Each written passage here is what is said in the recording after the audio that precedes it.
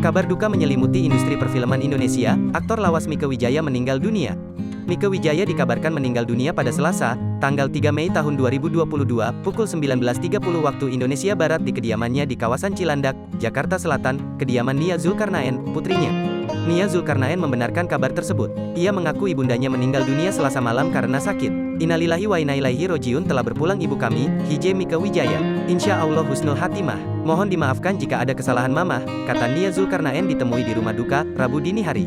Nia menambahkan, Mieke meninggal dunia dalam keadaan sedang pemulihan dari sakit yang dideritanya. Mama sakit diabetes awalnya. Setelah mendapatkan perawatan intensif sebulan di RSPAD, diketahui ada kanker atau kanker, ucapnya.